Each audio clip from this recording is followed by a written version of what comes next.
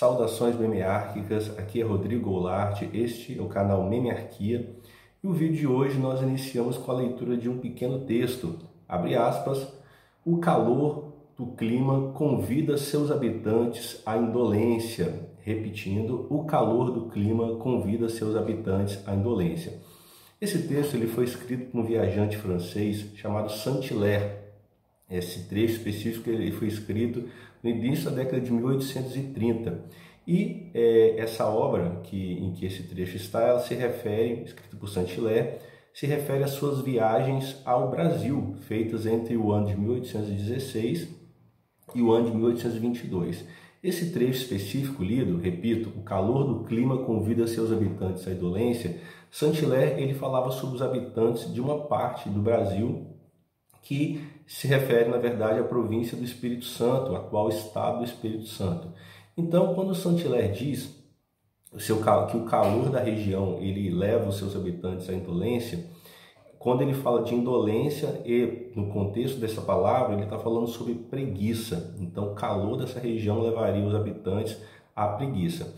E essa fala não é uma fala específica ao Saint-Hilaire. Outros europeus, outros habitantes do mundo ocidental fora da América se referiam aos habitantes do continente americano como pessoas afetadas em sua forma de viver, no seu desempenho ao trabalho e até a produção pelo calor, né? Que o calor levaria a resultados sociais como a preguiça ou como a não produtividade. E quando eu estou usando esse trecho, porque eu estou fazendo uma pesquisa sobre o Saint-Hilaire, mas quando eu li essa parte, eu lembrei de um colega de trabalho, também professor, não da área das humanidades, da área das ciências naturais, agrárias, que numa conversa rápida do café, me informa, ou ouvi ele falando com outra pessoa, que um dos motivos da Europa ser desenvolvida, né, entendendo desenvolvimento como progresso econômico, desenvolvimento tecnológico, seria o fato dessa região, pelo menos a região de boa parte da Europa, ser uma região fria ou de clima temperado. E isso teria levado os europeus a serem uma região desenvolvida economicamente, tecnologicamente. Ou seja, mais de 200 anos depois dessa fala do Saint-Hilaire, que coloca o clima como um fator preponderante ou determinante do desenvolvimento ou da forma como uma população se porta, ela aparece na boca de uma pessoa, 200 anos depois da fala do Saint-Hilaire. Então, nosso vídeo de hoje ele trata sobre como que a relação entre história, clima e o desenvolvimento da sociedade, entendendo desenvolvimento enquanto desenvolvimento tecnológico e também desenvolvimento econômico.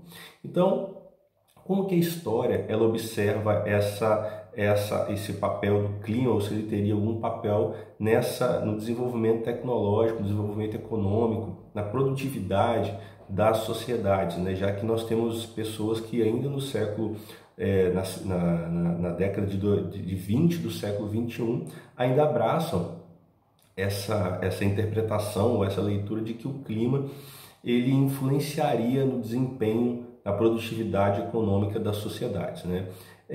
Sobre essa questão, se o clima ele influencia na produtividade das sociedades, né? Ou a ideia desse nosso colega de que regiões de clima frio seriam mais aptas ao desenvolvimento, à produtividade, como é que a história observa isso? Um primeiro ponto que eu gostaria de destacar é que essa leitura que coloca o clima como sendo determinante, uma determinação da produtividade econômica, tecnológica das sociedades, ele tem um primeiro problema, que é a ignorância, que é ignorar toda a trajetória humana na Terra, praticamente.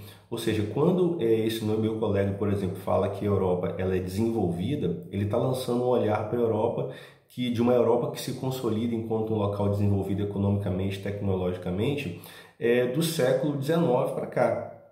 Ou seja, a Europa começa a se projetar planetariamente um pouco antes do século XVI, aquelas grandes navegações em que a Europa está conquistando onde seria a América, partes da Ásia e da África, e a acumulação de recursos, de capital, a partir de então, leva com que a Revolução Industrial aconteça em solo europeu, século XVIII e XIX, e a Europa saia à frente naquele momento, no desenvolvimento tecnológico, no desenvolvimento econômico. Mas essa é uma pequena parte de toda a trajetória de dezenas de milhares de anos da humanidade na Terra. Se nós olharmos, por exemplo, na Antiguidade, o que era a região hoje conhecida como Europa?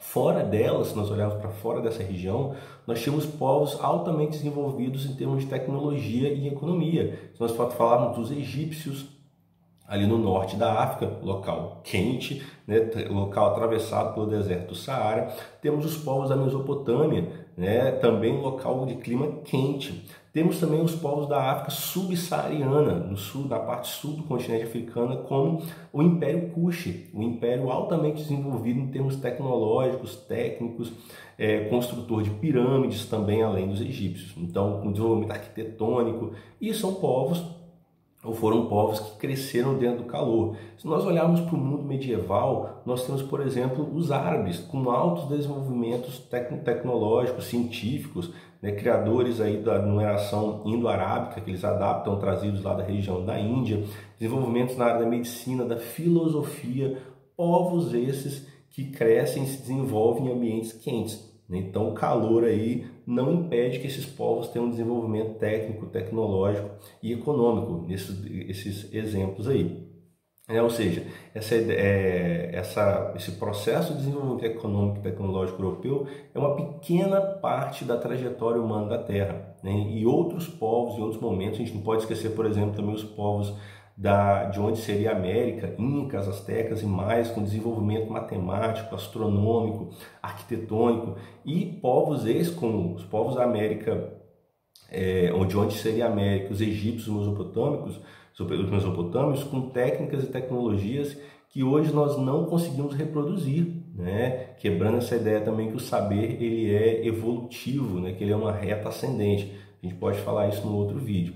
Mas o que nós temos aí é que o calor ele pode ser um fator também no desenvolvimento econômico e produtivo de uma sociedade, mas ele não determina, ele não é determinante, de acordo com os exemplos que nós temos aí à frente.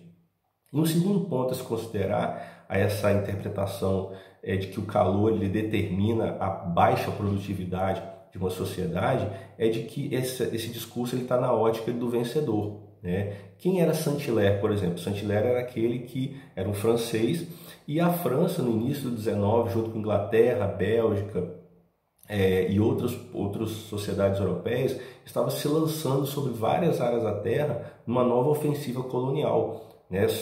O chamado imperialismo ou neocolonialismo.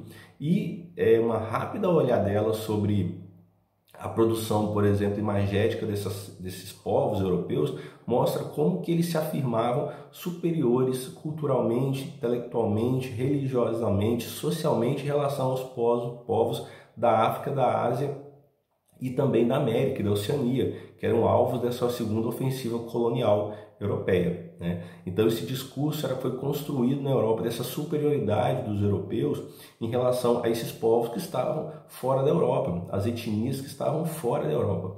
E nós aqui na América somos colonizados, tanto pelos portugueses a partir do século XVI, quanto no século XIX nós temos uma influência da Inglaterra sobre nós, né? Então o neocolonialismo inglês também teria se dado sobre a América nesse momento, apesar que não havia colônias inglesas aqui, mas havia uma série de ingerências do Império Britânico sobre os países do continente americano já independentes politicamente em relação à Espanha e Portugal. Então, nossa forma de pensar, como já disse aí um sociólogo, ela também é colonizada. Nós compramos esse discurso da superioridade dos povos europeus. Não que os povos europeus, em vários sentidos, ou as nações, os países europeus, não tenham superioridade tecnológica, produtiva sobre nós.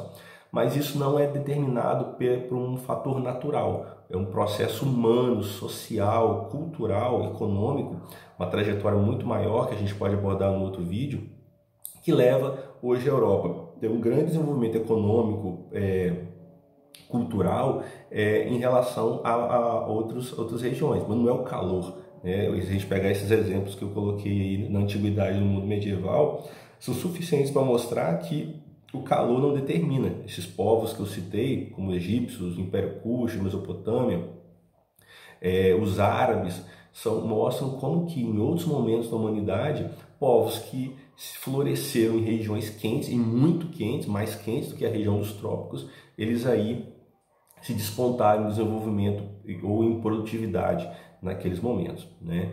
Então é assim que nós historiadores pensamos sobre essa relação do clima com as sociedades humanas. Esse é o vídeo de hoje, espero que vocês tenham gostado da reflexão, né? Memearquia está aqui no YouTube, também está no Instagram e no Facebook. Lá no Facebook, lembre de ativar aquele ícone de ver primeiro, porque todo dia nós temos um meme novo ali no Instagram e no Facebook. E também aqui pelo YouTube, curta o vídeo, se inscreva no canal, coloque, siga, né, para você ver as atualizações que o canal trouxer. Tá bom? Um grande abraço a todas e todos e até o próximo vídeo daqui a alguns dias. Fiquem bem.